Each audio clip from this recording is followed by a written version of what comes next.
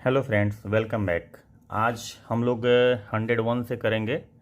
Actually हम लोग 101 कल कर चुके थे, तो अभी तक हमने 100 क्वेश्चन पूरा किया है। 101 क्वेश्चन हमने पूरा किया है इस सीरीज़ में, जो विवाद प्रणोमा का हम लोग सवाल का आंसर कर रहे हैं।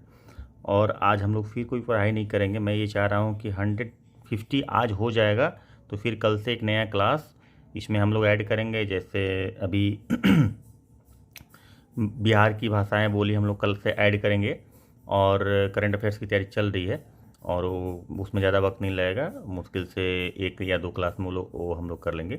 तो आज हम लोग इसको 50 क्वेश्चन फिर से करेंगे। 1 से 50 तक हमने परसों एक भाग 1 में किया था, 50 से 100 हमने भाग 2 में किया था, और आज हम लोग 101 से 150 तक भाग 3 में करेंगे। तो ये क्वेश्चन हालांकि कल हमने कर लिया था, लेकिन फिर से देख लेते हैं। 101 नंबर जो क्वेश्चन है, 101 नंबर, बिहार के किस क्षेत्र में सबसे अधिक आहर या पाइन द्वारा सिंचाई की जाती है? तो इसका आंसर होगा गया। गया में सबसे ज़्यादा आहर और पाइन के द्वारा सिंचाई की जाती है। ये क्वेश्चन हम लोग विवाद प्रणोमा से पढ़ रहे हैं, डिस्कस कर रहे हैं। इस बुक का हर एक क्वेश्चन इंपॉर्टेंट है, तो जो भी क्वेश्चन आप लोगों को डिस्कशन किया जा रहा है आप लोगों के साथ, वो क्वेश्चन आप लोग को याद रहना चाहिए। और याद रट के नहीं रखना है, याद समझ समझ के रखना है। याद रखने का तरीका ये है कि आप पहले वीडियो को देखिए। 1 से 11 तक हमने इतिहास की डिस्कशन करी है। पूरा बिहार का इतिहास 1 से 11 भाग में ख़त्म है, और उससे बाहर कहीं भी नहीं आएगा इतिहास में। भूगोल, बिहार का भूगोल, जो विवाद पैनोरमा की बात है, विवाद पैनोरमा में जितना दिया गया है उसमें हमने 2 क्लास में, एक भाग 1 और भाग 2 में कंप्लीट किया है। और उसके बाद हम लोग ये क्वेश्चन आंसर कर रहे हैं। तो पूरा वीडियो देखिए, वीडियो देख के उसके बाद क्वेश्चन आंसर सॉल्व कीजिए। और अगर आपने सही से पढ़ाई कर ली तो इसमें से एक भी क्वेश्चन नहीं छूटेगा, और इसमें बहुत सारा क्वेश्चन लड़ता है, तो इसलिए ध्यान दे के पढ़ना है। और जिन भाई लोग जो नए आज वीडियो पे आ रहे हैं हमारे, उनसे उनको ये कहना है कि आप लोग ज़रूर सब्सक्राइब कीजिए और कमेंट कीजिए, बताइए कि आप लोगों को और क्या चाहिए, और सब्सक्राइब जरूर कीजिए, ताकि कोई भी वीडियो अगर हम लोग अपलोड करते हैं तो इमीडिएटली आपको नोटिफिकेशन जाए। उसके लिए बेल आइकन मुझे दबा दीजिएगा। और जो लोग सब्सक्राइब कर चुके हैं भाई, रेगुलर वीडियो देखिए, ताकि आपकी कंटिन्यूटी नहीं ब्रेक हो। मैं चाहता हूँ कि कंटिन्यूटी आप लोगों की मेनटेन रहे, और बहुत फास्ट हम लोग इसको कंप्लीट करने वाले हैं। मार्च तक में हम लोग लगभग कोशिश करेंगे कि मोस्ट ऑफ द टॉपिक जहाँ से मेजर सवाल आते हैं वो कंप्लीट हो जाए। इकोनॉमिक्स से आता है, ये करंट अफेयर्स से बहुत ज़्यादा सवाल आता है, और इससे ये अपना सेक्शन है जो साइंस से 30 क्वेश्चन तो फिक्स है, एक्सक्लूडिंग मैथ छोड़ के मैं बोल रहा हूँ। तो मैथ और साइंस मिला के 40 क्वेश्चन आता है। हिस्ट्री से कुछ 40-50 क्वेश्चन के आसपास आता है। तो हम लोग को मेजर सेक्शन निकाल लेना है विद इन मार्च के अंदर ही हम लोग को निकाल लेना है, और उस पर हम लोग लगातार काम कर रहे हैं। तो बने रहिए, लगातार देखते रहिए, समस्या उसको पढ़ते रहिए, और अपना कमेंट जरूर बताइए कहाँ पे दिक्कत आ रही है, क्या समस्या आ रही है, किसमें क्या और एडिशन चाहिए, वो हम लोग करते जाएंगे। और हाँ, बिहार का करंट अफेयर्स भी हम लोग बहुत जल्दी करने वाले हैं। चलिए, 2 नंबर सवाल, निम्नलिखित में से किस प्रकार के वन बिहार में नहीं पाए जाते हैं? नहीं लगा हुआ है, ध्यान रखना है। तो सदाबहार वन नहीं पाए जाते हैं। सदाबहार मतलब एवरग्रीन फॉरेस्ट नहीं पाए जाते हैं। ये सब ट्रॉपिकल रीजन में पाया जाता है एवरग्रीन फॉरेस्ट। तो सॉरी, ट्रॉपिकल रीजन में पाया जाता है एवरग्रीन फॉरेस्ट, इक्वेटर के आसपास पाया जाता है। तो 103 नंबर सवाल, इसका आंसर हो जाएगा डी। 103 नंबर सवाल, बिहार के किस जिले में कांवर झील पक्षी अभयारण्य है? कांवर झील हम लोग डिस्कस किए थे ना लास्ट क्लास में, वो बेगूसराय में है। मुंगेर, पश्चिम चंपारण, गया और बेगूसराय, तो ये बेगूसराय में है कांवर झील। यहाँ पे बहुत सारे पक्षी जो माइग्रेटरी बर्ड्स होते हैं वो यहाँ पे आते हैं, और वहाँ पे अभयारण्य है पक्षी का। तो कांवर झील कहाँ, पक्षी अभयारण्य कहाँ है? बेगूसराय डिस्ट्रिक्ट। 103 नंबर सवाल का आंसर हो जाएगा सी। 104 नंबर सवाल, 104 नंबर सवाल में है, निम्नलिखित को सुमेलित कीजिए। अभयारण्य और जिला, मतलब कि कौन सा अभयारण्य किस जिले में है? तो भीम बांध मुंगेर में है, वाल्मीकि पश्चिम चंपारण में है, जानते हैं, गौतम बुद्ध गया में है। तो ये कुल मिला के आंसर इसका बी हो जाता है। 4 3 1 2 4, पंतनगर का 3 हो जाता है, नालंदा पंतनगर नहीं बोला, पंत का सॉरी, वाल्मीकि नगर पश्चिम चंपारण हो जाता है, और गौतम बुद्ध गया हो जाता है। अच्छा, अब 105 नंबर सवाल, बिहार में सर्वाधिक क्षेत्र में बुआई जाने वाली कौन सी फसल है? भाई बिहार में सबसे ज़्यादा गेहूं नहीं बोया जाता है, चावल बोया जाता है। और ये पूछता है, ये कृषि से रिलेटेड संबंधित सवाल है, ये ज्योग्राफी का भी कुछ पार्ट आ जाता है।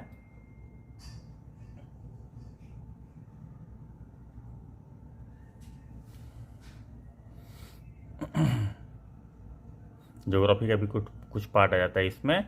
तो ये बिहार में सर्वाधिक क्षेत्र में बोई जाने वाली फसल, बिहार में सबसे ज़्यादा जो क्षेत्र में बोई जाने वाली जो फसल है वो है चावल। चावल मतलब धान बोई जाती है। तो 105 नंबर सवाल का आंसर बी हो जाएगा। 106 नंबर, बिहार में मक्के की खेती की सर्वोत्तम मिट्टी है? नौ जलोढ़, दलदली, बलसुंदरी, ताल। तो मक्के की खेती के लिए सबसे बेहतरीन जो मिट्टी होती है वो बलसुंदरी होती है। तो 106 नंबर क्वेश्चन का सवाल जवाब हो गया option number C, option number C यानी कि बलसुंदरी मिट्टी। उसके बाद आते हैं 107 नंबर सवाल, जौ उत्पादन। जौ मतलब गेहूं की तरह ही एक होता है, तो जो लोग खेती करते होंगे उनको पता होगा जौ क्या होता है। जौ उत्पादन की दृष्टि से बिहार का देश में कौन सा स्थान है? तो जौ उत्पादन की दृष्टि से बिहार का देश में पहला, दूसरा, तीसरा, चौथा, दूसरा स्थान है, ध्यान रखेंगे। 108 नंबर सवाल, निम्नलिखित में से किस फसल के उत्पादन में बिहार का स्थान देश में पहला है? तो मरुआ। 108 नंबर सवाल का जवाब होगा मरुआ। मरुआ का उत्पादन जो है सबसे ज़्यादा बिहार में होता है। किस फसल का? तो मरुआ का। मरुआ का उत्पादन सबसे ज़्यादा बिहार में होता है, इस चीज़ को ध्यान रखना है। तो 108 नंबर सवाल का जवाब होगा आंसर बी, यानी कि मरुआ। तो इन सब चीज़ों को देखिए, क्या है ना कि कुछ चीज़ें हैं जो फैक्ट्स हैं और उसको आप चेंज नहीं कर सकते, तो उसको याद करना है। तो इन सब चीज़ों को याद कर लेना है कि मरुआ का प्रोडक्शन बहुत ज़्यादा होता है हमारे यहाँ। जौ में हमारा देश, हमारा स्टेट मतलब बिहार जो है स्टेट, वो दूसरा स्थान पे है। इन सब चीज़ों को याद कर लीजिए, और ये कब कैसे पूछा जाएगा पता भी नहीं चलेगा, पूछ देगा और कन्फ्यूज़न बहुत होगा, क्योंकि आपको लगेगा कि अरे कहीं मक्का तो नहीं हो जाएगा, कहीं धान तो नहीं हो जाएगा, मतलब इस तरह का कन्फ्यूज़न होने लगेगा। तो इसलिए ये याद रखना है कि मरुआ है। 108 का आंसर हो जाएगा बी। अब 109, 109 में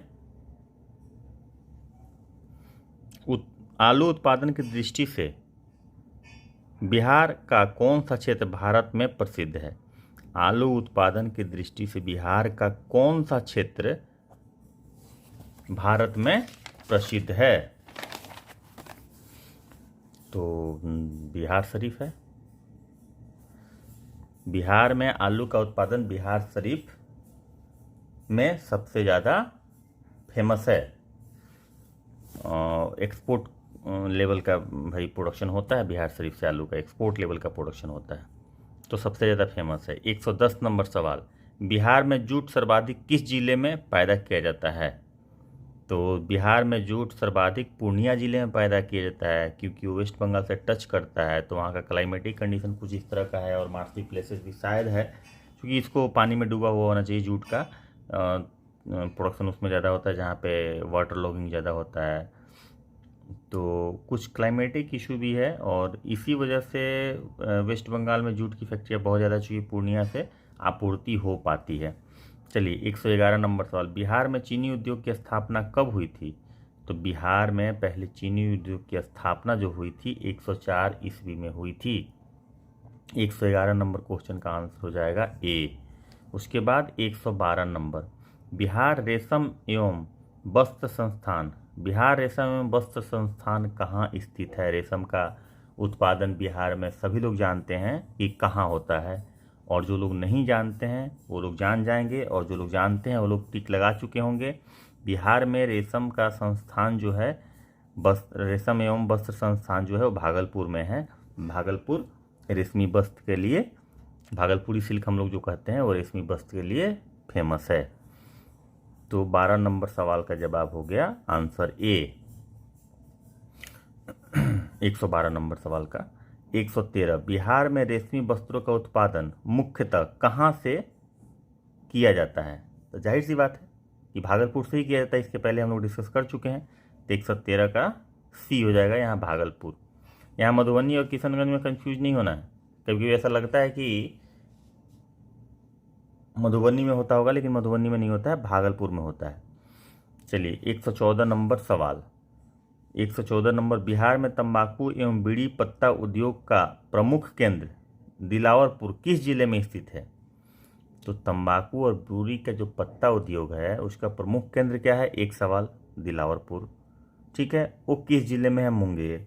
तो आप ऐसे भी कह सकते हैं कि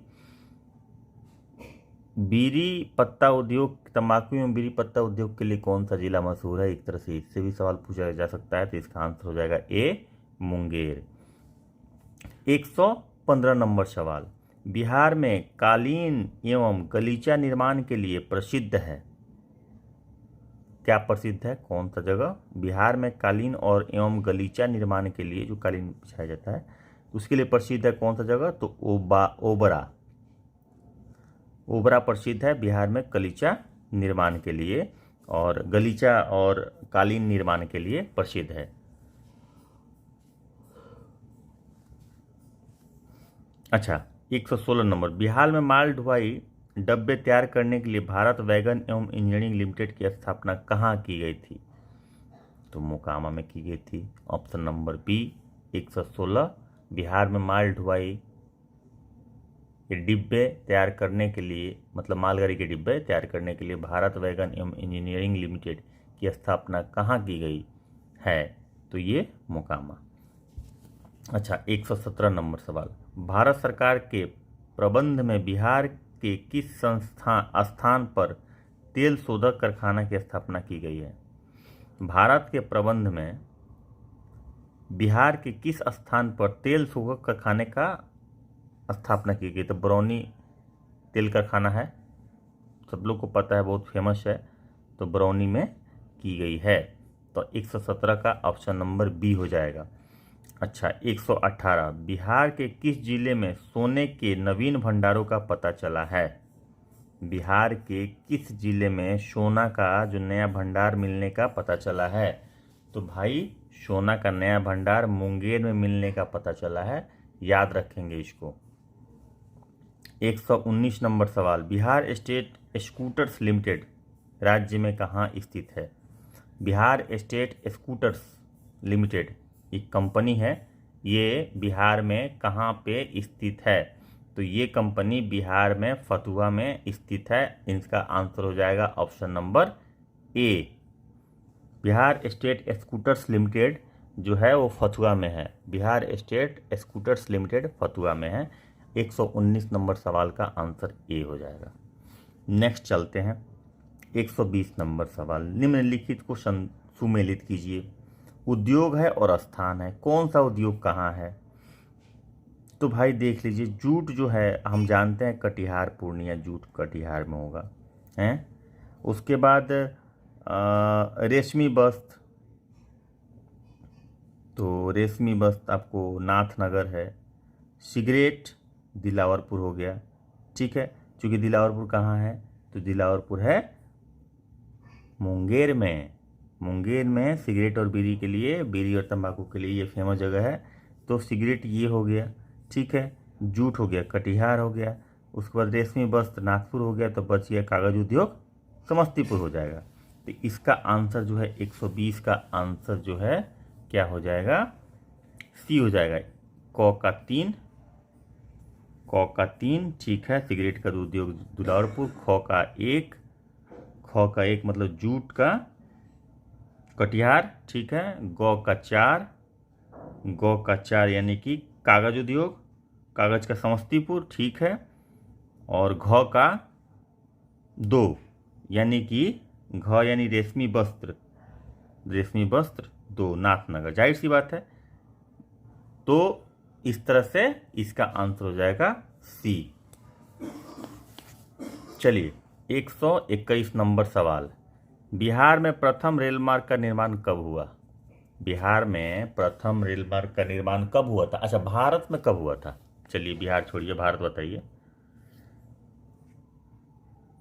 आप लोग को याद होगा भारत, यहाँ पे मैडम ने लिखा भी 1853 में हुआ था। भारत में पहली बार ठाणे से मुंबई ट्रेन चली थी, तो 1853 में चली थी।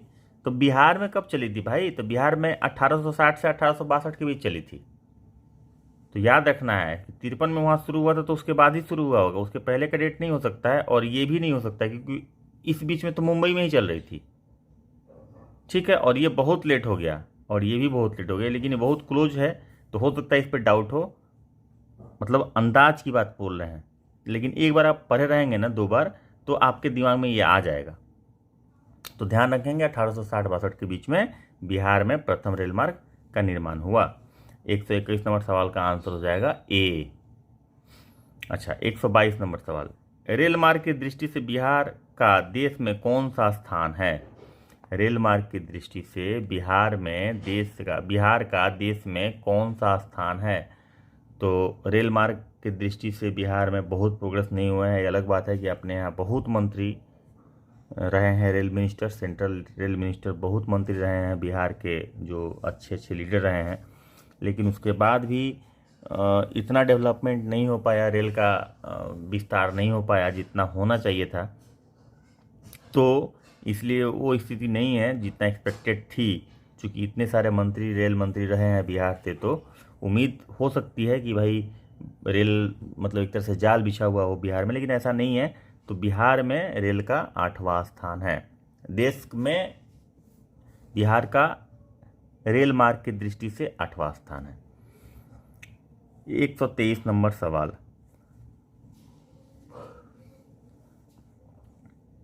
हाल ही में बनाया गया रेल क्षेत्र पूर्व मध्य रेलवे का मुख्यालय कहाँ है? पूर्व मध्य रेलवे का मुख्यालय भाई हाजीपुर में है।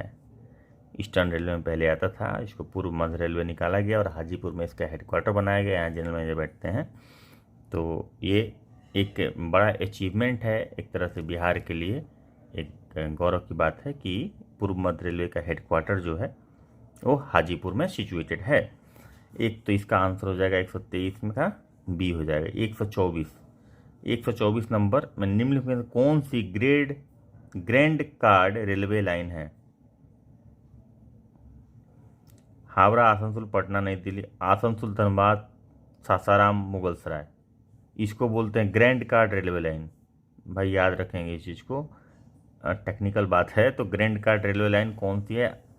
आसनसोल, धनबाद, सासाराम, मुगलसराय।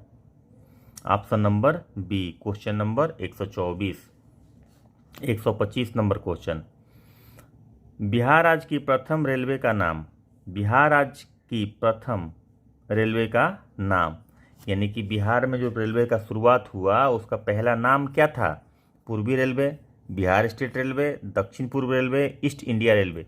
तो ईस्ट इंडिया रेलवे था, चूँकि उस समय ईस्ट इंडिया कंपनी की ही रेलवे थी। ईस्ट इंडिया कंपनी उस समय जो थी, अभी की जो भारत सरकार है, मतलब इंडिपेंडेंट भारत सरकार ने तो नहीं किया था।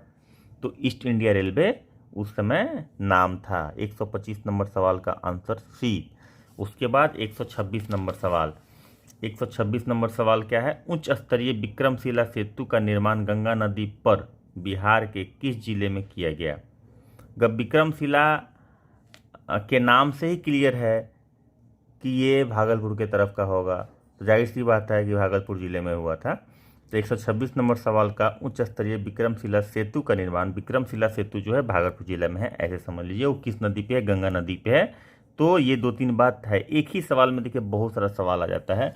आप ऑब्जेक्टिव क्वेश्चन का ही प्रैक्टिस करते हैं तो आप ये मत समझिएगा कि उसमें एक, हाँ कुछ सवाल ऐसा होगा जिसमें एक ही क्वेश्चन का आंसर होगा या फिर एक ही क्वेश्चन बनता होगा, लेकिन अधिकतर सवाल का जो आंसर होता है, क्वेश्चन होता है खुद में ऑब्जेक्टिव, वो अपने आप में एक दूसरे तरीके से सवाल होता है। तो इसमें 2-3 सवाल हो सकता है। उच्च स्तरीय विक्रमशिला सेतु का निर्माण किस नदी पे? बस इतना ही सवाल, गंगा नदी पे। विक्रमशिला सेतु किस जिले में स्थित है? भागलपुर जिले में।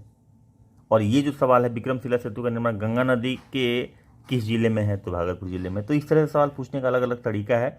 आपको अगर आंसर पता है तो भाई सवाल कितना भी घुमाएगा एग्जामिनर, आप निकल ही लीजिएगा। तो चलिए 126 नंबर का ए आंसर हो जाएगा। 127 नंबर सवाल, नेपाल जाने के लिए बिहार के किस हवाई अड्डे का सर्वाधिक प्रयोग होता है? नेपाल जाने के लिए बिहार के किस हवाई अड्डे का सर्वाधिक प्रयोग होता है? इसमें आंसर दिया है रक्सौल। पटना का भी कर सकते हैं, मुजफ्फरपुर में तो हवाई अड्डा उस तरह का नहीं है। रक्सौल का अगर हवाई अड्डे की बात करें तो हवाई अड्डा में रक्सौल का, हालांकि वहाँ से तो रोड से फटाक से अंदर घुस जाइए, तो ज़रूरत ही नहीं है। लेकिन अगर हवाई अड्डे की बात करें तो रक्सौल का इसमें आंसर दिया हुआ है डी। 127 का डी। 128 111 की जनगणना के अनुसार बिहार में कुल जनसंख्या का कितना प्रतिशत साक्षर है? 111 की जनगणना के अनुसार बिहार में साक्षरता क्या है? ये साक्षरता दर है। कुल जनसंख्या का कितना प्रतिशत? साक्षरता दर ही हो गया 61.8%। 2011 में था, अभी 10-11 साल हो गया, जाहिर सी बात है इम्प्रूव हो गया होगा, लेकिन डाटा अभी आया नहीं है। आएगा अगर एग्जाम से पहले तो हम लोग डिस्कस तो कर ही लेंगे, लेकिन उम्मीद कम है, देखते हैं। 129 नंबर सवाल, साक्षरता की दृष्टि से भारत के राज्यों एवं केंद्र शासित प्रदेशों में बिहार का कौन सा स्थान है? भाई सबसे लास्ट में होगा, सबसे लास्ट में रहा ही है। चूँकि ये 35वां इसलिए लिखा है कि इसमें यूनियन टेरिटरी जिसको बोलते हैं, केंद्र शासित प्रदेश और स्टेट जो बोलते हैं, जिसमें राज्य बोलते हैं, तो इन दोनों को जोड़ के जो सबसे लोअर पायदान पे होता है वो उसको 35वां है। तो भाई 35वां हमारा स्थान है। ये अलग बात है कि अभी हम इम्प्रूव कर गए होंगे, लेकिन डाटा है तब तो ये है।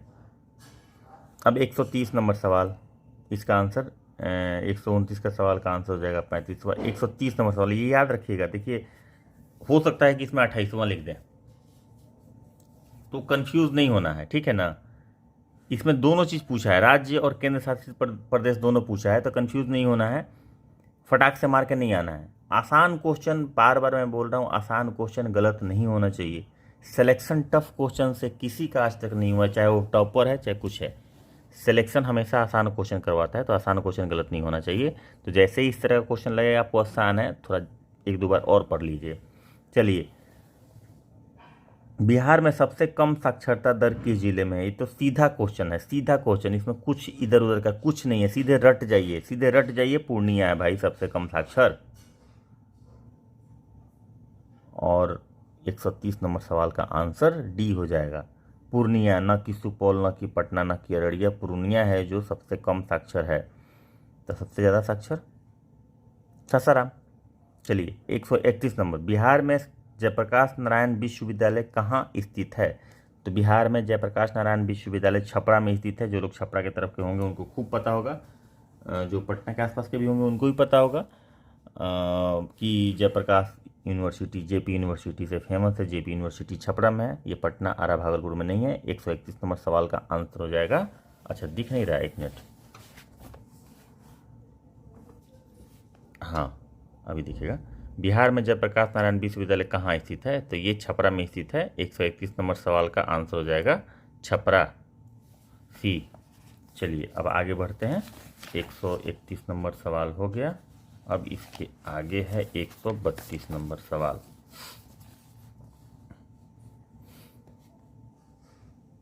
देखिए हम लोग कोशिश कर रहे हैं कि आपका एक दिन भी क्लास नहीं छूटे, आप लोग का एक दिन भी कंटिन्यूटी ब्रेक नहीं हो। इसलिए कभी कभी स्थिति नहीं होने के बावजूद भी हम लोग कोशिश कर रहे हैं क्लास छूटना नहीं चाहिए। इसलिए आप लोगों से निवेदन है कि आप लोग पढ़िए, मन लगा के पढ़िए और एग्ज़ाम को एक्सेल कीजिए। टाइम पास नहीं करना है, मेहनत करके पढ़ना है और पढ़ के निकल लेना है। और कंटिन्यूटी मेंटेन कीजिए। अगर ये वीडियो आप देख रहे हैं और यहाँ तक देख रहे हैं, 24-25 मिनट तक देख चुके हैं, इसका मतलब कि आप सीरियस हैं। तो इस सीरियसनेस को लगातार मेंटेन रखिए। ऐसा नहीं कुछ समय के बाद आप थोड़ा सा लूज हो जाए, लूज नहीं होना है बीच में। ऐसा नहीं कि आप 99% पानी को खौला दिए, 1% नहीं खोला है छोड़ दिए, वो पानी कभी नहीं खोलेगा। सॉरी, 99% टेम्परेचर दे दीजिए पानी को और उसको छोड़ दीजिए। 99.9 डिग्री सेंटीग्रेड भी अगर पानी का टेम्परेचर हो जाएगा तो मजाल है कि आप उसको खौला लीजिए, वो बॉयल ही नहीं होगा। 99.9 डिग्री टेम्परेचर पे पानी बॉयल नहीं होगा जब तक कि उसको 100 डिग्री सेंटीग्रेड टेम्परेचर नहीं दीजिएगा, जब तक कि उसको 100 डिग्री सेंटीग्रेड तापमान नहीं दीजिएगा। तो तो ऐसा नहीं कि वहाँ तक पहुँच गए हैं उसके बाद अरे नहीं होना है चाहे नहीं होगा, इस तरह से नहीं करना है। एफर्ट लगातार लगाते रहना है, सक्सेस तो मिलना ही मिलना है।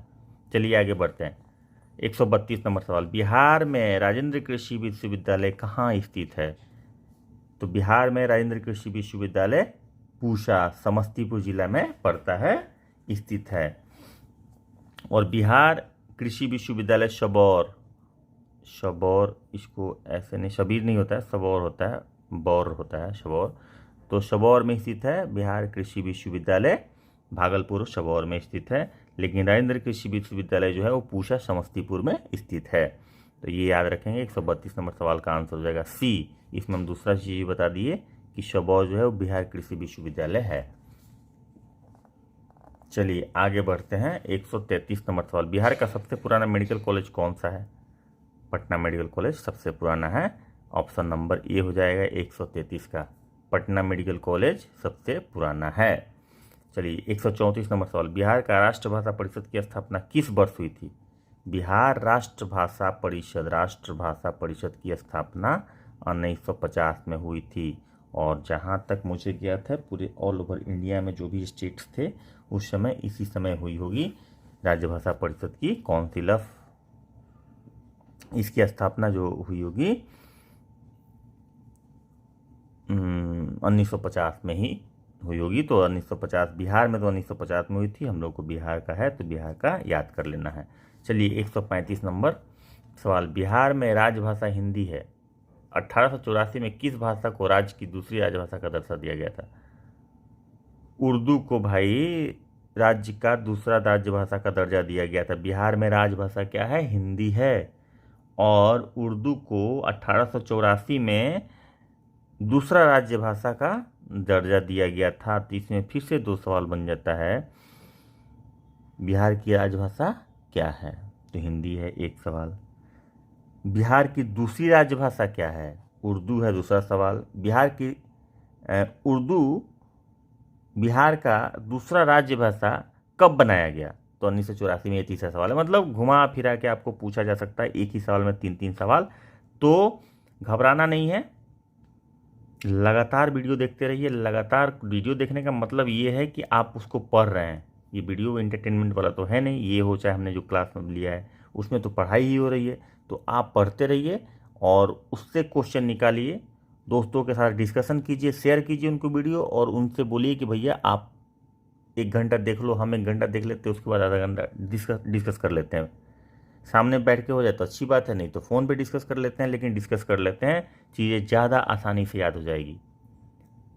और कमेंट कीजिए, इंटरेक्टिव सेशन बनाइए। आप लोग कमेंट नहीं करते हैं। और सब्सक्राइब ज़रूर कीजिए, सब्सक्राइब कीजिएगा तो आप लोग को अपडेट बराबर मिलेगा। और लाइक कीजिएगा तो हमें लगेगा कि हाँ, हम जो मेहनत कर रहे हैं उससे आप लोगों को फ़ायदा हो रहा है, तो हमें इनकरेजमेंट मिलेगा। तो लाइक और सब्सक्राइब करने में ना खर्च नहीं होता है, ठीक है? तो इसको ज़रूर कीजिए। चलिए आगे बढ़ते हैं। और कंटिन्यूटी मेंटेन कीजिएगा तो हम ये प्रॉमिस करते हैं कि आपका रिजल्ट कोई नहीं रोक सकता है। कंटिन्यूटी मेंटेन कीजिए और वही पढ़ना है जो पूछा जाता है, ठीक है? बार बार मैं बोलता हूँ कि उस तरह का मेहनत नहीं करना। हार्ड वर्क से ज़्यादा ज़रूरी है आज के डेट में स्मार्ट वर्क, क्योंकि बहुत टैलेंटेड लोग आ रहे हैं, कटअप बहुत ऊपर जा रहा है, टैलेंटेड लोग बहुत आ रहे हैं। तो आपको एक्स्ट्रा टैलेंटेड बनना पड़ेगा। आपको 120+ कटअप के बारे में, मार्क्स के बारे में सोचना पड़ेगा, तब आप सेलेक्ट हो पाइएगा। और उसके लिए भी फुल स्ट्रेटजी है, लेकिन ज़रूरत है कि आप कंटिन्यूटी मेंटेन कीजिए। चलिए आगे बढ़ते हैं। तो ये दूसरी राजभाषा बिहार की उर्दू दूसरी राजभाषा है और इसको बनाया गया था 1984 में, ठीक है? अब 136 नंबर सवाल, मगही भाषा का प्रथम कवि किसे माना जाता है? मगही भाषा भाई मगध क्षेत्र में बोला जाता है, पटना से लेके गया तक के क्षेत्र में बोला जाता है, और उससे जुड़े हुए एरिया में बोला जाता है मगध कमिश्नरी जो है। तो मगही भाषा का सर्वप्रथम कवि ईशान को माना जाता है। याद रखेंगे, प्रोमिनेंट भाषा है बिहार का, तो इसलिए इंपॉर्टेंट भी है, इसको याद रखना है। ईशान जी जो है वो प्रथम कवि माने जाते हैं मगही। 136 नंबर सवाल का आंसर बी 137 नंबर, मगही भाषा महाकाव्य गौतम के रचयिता कौन है? अब इसमें भी दो सवाल है भाई। कि महाकाव्य गौतम किस भाषा पे है, तो मगही भाषा की है। ठीक है, इसके रचयिता कौन है, तो योगेश्वर सिंह योगेश। योगेश्वर सिंह योगेश बहुत बार सवाल में पूछा जाता है और हम लोग गलती करके आते हैं। चतुर्भुज मिश्रा और वेदनाथ, हरिहर पाठक और पता नहीं क्या क्या ऑप्शन दे देता है, गलत सलत मार के देते हैं। याद रखिएगा कि मगही भाषा का जो महाकाव्य गौतम है उसके जो रचयिता हैं वो योगेश्वर सिंह योगेश हैं। 137 नंबर सवाल का आंसर हो जाएगा C, Yogeshwar Singh Yogesh. Next question 138 number सवाल, भोजपुरी भाषा के लोकप्रिय साहित्य फिरंगिया के रचयिता कौन है। भी बहुत फेमस है फिरंगिया भाई, बहुत बार पूछा हुआ है। आप अगर क्वेश्चन बैंक उठा कर पलट कर देख लेंगे तो बहुत बार आपको दिखने को मिल जाएगा ये सवाल। चलिए, भोजपुरी भाषा का है एक सवाल ये कि फिरंगिया के रचयिता कौन है, दूसरा सवाल ये, और फिरंगिया किस भाषा में लिखी गई थी। या फिर ऐसे पूछ देगा भोजपुरी भाषा का लोकप्रिय साहित्य कौन है, उसमें 4 दे देगा, उसमें एक फिरंगिया दे देगा, फिरंगिया है। तो इसके रचयिता मनोरंजन जी थे, मनोरंजन जी।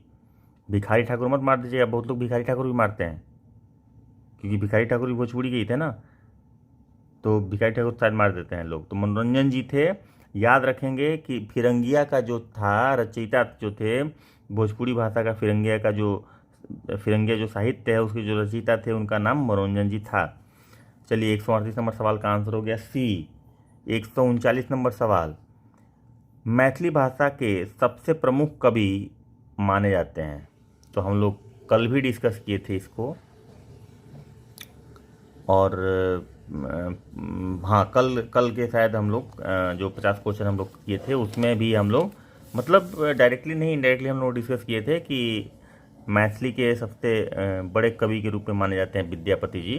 तो यहाँ भी मैथिली भाषा के सबसे प्रमुख कवि होंगे विद्यापति। ऑप्शन नंबर ए 139 सवाल का। 140, निम्नलिखित में से कौन सी रचना राष्ट्र कवि रामधारी सिंह दिनकर का नहीं है। हुंकार उन्हीं का लिखा हुआ है, प्राण भंग उन्हीं का लिखा हुआ है, उर्वशी उन्हीं का लिखा हुआ है, बरोहिया उनका लिखा हुआ नहीं है। तो यहाँ पे आपको उनका जो मेन रचना है वो याद रख लेना है, नहीं तो यहाँ पे बरोहिया की जगह पे कोई और दे देगा और आप कहिए कि नहीं नहीं नहीं बरोहिया नहीं है तो ये भी होगा, मतलब कि नॉन मार दीजिएगा। तो ऐसा नहीं होता है। आपको उनका जो रचना है वो रचना आपको इम्पोर्टेंट रचना जो हम लोग हो सकता है कि आगे जो साहित्य पढ़ेंगे ना उसमें दिख जाएगा, तो वो उसको याद कर लेना है कि उनका इम्पोर्टेंट रचना क्या था। ठीक है, तो उससे क्लियरिटी हो जाएगी। उसके बाद ये चौथा ऑप्शन जो है ना कुछ भी दे दे, हम तो भाई वो देख के करेंगे, अगर उनमें से कोई बुक है नहीं है उसी को पकड़ेंगे। चलिए, 141 नंबर सवाल, प्रसिद्ध आंचलिक उपन्यास मैला आंचल की रचना किसने की थी। आंचलिक उपन्यास फणीश्वर नाथ रेणु भाई, बहुत फेमस है ये मैला आंचल, बहुत फेमस बुक है। और मुझे लगता है कि जितने भी लोग ये वीडियो देख रहे हैं या और भी जितने लोग देखेंगे, मेरे ख्याल से लगभग सबको पता होगा कि फणीश्वर नाथ रेणु जी का ये मैला आंचल रचना है। तो ये बहुत ही खूबसूरत उपन्यास है। तो इसका आंसर 141 नंबर का आंसर हो जाएगा सी, फणीश्वर नाथ रेणु। 142 नंबर, अंग्रेजी कविता शैली सोनेट का सर्वप्रथम प्रयोग उर्दू में किस बिहारी ने किया था। अंग्रेजी कविता शैली सोनेट का प्रथम उपयोग उर्दू में किस बिहारी ने किया था। अजीमुद्दीन अहमद। अजीमुद्दीन अहमद ने सोनेट का सर्वप्रथम प्रयोग उर्दू में किया था। तो इसका ऑप्शन हो जाएगा अजीमुद्दीन अहमद, ये इन्होंने किया था। 142 नंबर सवाल का आंसर हो जाएगा बी। 143 नंबर सवाल, बिहार के पहले अंग्रेजी अखबार द बिहार हेराल्ड का 1875 ईस्वी में किसके द्वारा प्रकाशन आरंभ किया गया था। इसमें भी 3 सवाल है कहने के लिए। तो हेराल्ड गुरु प्रसाद सेन, पहले याद रख लीजिए कि गुरु प्रसाद सेन ने द हेराल्ड को शुरू किया था। ठीक है, वो कब शुरू हुआ था, तो 1875 में। ये बिहार का पहला अंग्रेजी अखबार था और उसका नाम था हेराल्ड। तो पहला सवाल ये बनता है कि बिहार का पहला अंग्रेजी अखबार कौन था। पहले अंग्रेजी अखबार लिखा है ना, the Bihar Herald. The Bihar Herald कब शुरू हुआ था, दूसरा सवाल। तो 1975 में शुरू हुआ था। तीसरा सवाल, इसको प्रारंभ किसने किया, तो गुरु प्रसाद सेन ने किया था। तो ये 3-3 सवाल है भाई साहब एक एक सवाल में, इसलिए मैं बोल रहा हूँ कि हमेशा डिस्कशन करके, रट्टा नहीं मारना है, डिस्कशन कीजिए, एक दूसरे से कनेक्शन बना के देखिए टॉपिक्स को, तो आपको चीज़ें ज़्यादा आसानी से याद हो जाएंगी और रटना भी नहीं पड़ेगा। 144 नंबर सवाल, अंग्रेजी अखबार दी बिहारी के स्थान पर 15 जुलाई 1918 से किस अंग्रेजी अखबार का प्रकाशन आरंभ हुआ? अंग्रेजी अखबार दी बिहारी था, उसके स्थान पर 15 जुलाई 1918 से किस अंग्रेजी अखबार का प्रकाशन आरंभ हुआ? तो 1918 से 15 जुलाई 1918 से सर्च लाइट का प्रकाशन आरंभ हुआ था। ये इसका आंसर डी हो जाएगा। अंग्रेजी अखबार था दी बिहारी, तो 15 जुलाई 1918 से इसके स्थान पर सर्चलाइट का प्रकाशन शुरू हो गया। तो 144 नंबर सवाल का आंसर हो जाएगा डी। 145 नंबर सवाल, हिंदुस्तान टाइम्स के पटना संस्करण की शुरुआत 1985 में किस पुराने अंग्रेजी दैनिक के स्थान पर की गई थी? भाई सर्चलाइट, हमने किसी वीडियो में बताया भी है। इस द हिंदुस्तान टाइम्स जो है ये इसका प्रिकर्सर है द सर्चलाइट। 1885 में द हिंदुस्तान टाइम्स शुरू किया गया था, उसके पहले ये सर्चलाइट था। किस पुराने दैनिक स्थान पर बनाई गई थी? सर्चलाइट के स्थान में बनाई गई थी भाई। तो 145 का सी आंसर हो जाएगा। 146 नंबर सवाल, बिहार का पहला हिंदी समाचार पत्र जो 1874 में पटना से प्रकाशित हुआ, बिहार बंधु भाई, बिहार बंधु 1874 ईस्वी में पटना से प्रकाशित हुआ, वो बिहार बंधु था। हेराल्ड शुरू हुआ 1875 में इंग्लिश, और हिंदी शुरू हुआ 1874 में, पहला हिंदी समाचार पत्र। ठीक है, तो ये 1874 में शुरू हुआ था, उसका नाम था बिहार बंधु। 146 नंबर सवाल का आंसर हो जाएगा ए। 147 नंबर, साहित्यिक पत्रिका किरण का प्रकाशन 1848 में कहाँ से शुरू किया गया? तो साहित्यिक पत्रिका, साहित्य की पत्रिका थी किरण, इसका प्रकाशन 1948 से शुरू किया गया और वो दरभंगा से शुरू किया। 147 नंबर सवाल का आंसर हो जाएगा सी, दरभंगा। 148 नंबर, बिहार में प्रकाशित हिंदी मासिक बाल किस नगर से प्रकाशित होता है? बाल नहीं, बालक है ये। बिहार में प्रकाशित हिंदी मासिक बालक किस नगर से प्रकाशित होता है? तो ये पटना से प्रकाशित होता है। बालक नाम का जो ये है मासिक है, हिंदी मासिक, वो बालक नाम किस नगर से? तो पटना से प्रकाशित होता है। 149 नंबर, बिहार से प्रकाशित जागो बहन नामक त्रैमासिक पत्रिका की संरक्षिका कौन है? जागो बहन की संरक्षिका है राबड़ी देवी। आप नहीं सोचिएगा, लेकिन ऐसा है। तो इसको इस तरह से शारदा सिन्हा, राम दुलारी सिन्हा, शकुंतला देवी, बहुत फेमस सब नाम है, इनका भी राबड़ी देवी का भी फेमस नाम है, लेकिन आपको यहाँ पे ध्यान नहीं जाएगा। लेकिन ध्यान रखना है कि बिहार में प्रकाशित जागो बहन नामक जब तो त्रैमासिक पत्रिका है, 3 महीना पे निकलता है, उस पत्रिका की संरक्षिका कौन है? संरक्षिका की बात होगी तो राबड़ी देवी जी हैं, जागो बहन की। चलिए 150 नंबर सवाल, आज के सेशन का मोस्ट प्रोबेबली लास्ट सवाल, बिहार में सर्वप्रथम किस बैंक की स्थापना हुई? भाई इलाहाबाद बैंक का स्थापना हुआ। इलाहाबाद बैंक हमको लगता है कि 1890 के आसपास इस्टेब्लिश हुआ था, मतलब बिहार में नहीं, ऐसे इस्टेब्लिश हुआ था। तो मुझे लगता है one of the oldest bank है, सेंट्रल बैंक ऑफ इंडिया। 1911 में इशू हुआ था, लेकिन वो महाराष्ट्र में हुआ था। तो बिहार में सर्वप्रथम किस बैंक की स्थापना हुई? तो बिहार में पहले इलाहाबाद बैंक की स्थापना हुई थी। तो ये 150 नंबर सवाल का आंसर हो गया सी। और एक हम कंप्लीट कर देते हैं। 151 नंबर, बंगाल तथा उड़ीसा से पूर्णतः पृथक करके बिहार को एक स्वतंत्र इकाई कब बनाया गया? 1936 में। भाई हमने वीडियो में कितनी बार बोला है, 1912 में बंगाल से बिहार को अलग किया गया है, और 1936 में बिहार से उड़ीसा को अलग किया गया, 2000 में बिहार से झारखंड को अलग किया गया। तो ये हम लोग बहुत बार बोल चुके हैं, तो इसमें कंफ्यूज नहीं हुआ। 2000 में झारखंड अलग हुआ, 12 में बंगाल से बिहार अलग हुआ, इंक्लूडिंग उड़ीसा और झारखंड। तो ये तीनों बस ईयर ही है। 1905 में बिहार के बंगाल का विभाजन हुआ था, जो पश्चिमी बंगाल पूर्वी बंगाल बना था, 1906 में हिंदू लीग का स्थापना मुस्लिम लीग का स्थापना हुआ था।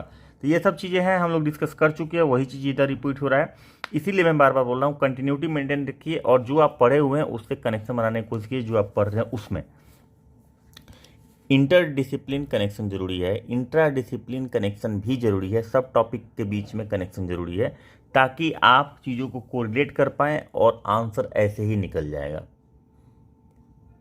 तो ये आज का सेशन यहीं पे एंड करते हैं।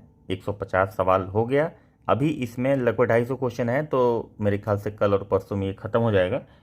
लेकिन हम सोच रहे हैं कि कल से फिर से पढ़ाना भी शुरू कर दें हम लोग, इसको जल्दी से ख़त्म करके उसके बाद हम लोग को लुसेंट भी डिस्कस करना है। हाँ, कोई बता नहीं रहा है भाई, ये लुसेंट में अगर हम पढ़ाएँ हैं तो पहले तो हिंदी मीडियम शुरू करेंगे, इंग्लिश मीडियम अभी नहीं बताएंगे। अगर आप लोग बोलेंगे तो इंग्लिश मीडियम का भी अलग से पढ़ा देंगे, लेकिन हिंदी मीडियम में अभी चूँकि कर रहे हैं ये बुक, तो हिंदी मीडियम में तो हम ये सोच रहे थे कि ट्रेडिशनल तरीके से हिस्ट्री ज्योग्राफी पढ़ाएं। कि मुझे ये समझ में आ रहा था कि बायोलॉजी पहले पढ़ाना चाहिए, क्योंकि बायोलॉजी में जल्दी याद लोगों को नहीं होता है, जल्दी समझ नहीं आती, बस रट के ही काम चलाते हैं। तो मैं रटाने वाला काम नहीं करने वाला हूँ। इकोनॉमिक्स में भी आदमी जनरली रट के ही जाता है। मैं इकोनॉमिक्स सर्वे पे बिहार का और इकोनॉमिक्स सर्वे पे बजट पे और भारत का इकोनॉमिक सर्वे और भारत के बजट पे भी मैं अलग से एक्सक्लूसिव वीडियो लाने वाला हूँ। लेकिन इकोनॉमिक्स में जो बिहार का भारत के जो इकोनॉमिक्स जो लुसेंट में पढ़ना है, जहाँ से सवाल आता है, उसको मैं सोच रहा हूँ। और बायोलॉजी को मैं सोच रहा हूँ कि प्रायोरिटी बेसिस पहले कर लूँ, करना तो सब है लेकिन पहले कर लूँ, ताकि आप लोग के पास टाइम रहेगा रिवीजन करने का। मैं ऐसा सोच रहा हूँ। अगर आप मेरे विचार से सहमत हैं तो प्लीज़ कमेंट में बताइए, ठीक है। और वीडियो अच्छी लगे तो भाई लाइक कर दिया करो। आप लोग लाइक करोगे तो इनकरेजमेंट मिलेगा कि हाँ आपको कुछ वैल्यू मिला है, कुछ तो वैल्यू मिला होगा, कुछ भी वैल्यू मिले तो भाई लाइक करो, ठीक है। और नेक्स्ट क्लास जो हम लोग करेंगे 151 नंबर से शुरू करेंगे, इसको ख़त्म करेंगे कल से परसों तक, ये ख़त्म हो जाएगा। तो चलिए मिलते हैं एक नए वीडियो में कल। तब तक के लिए खूब पढ़िए, जम के पढ़िए, मस्ती में पढ़िए, खुश रहिए, आबाद रहिए। मिलते हैं कल, तब तक के लिए बाय बाय, टेक केयर, जय हिंद।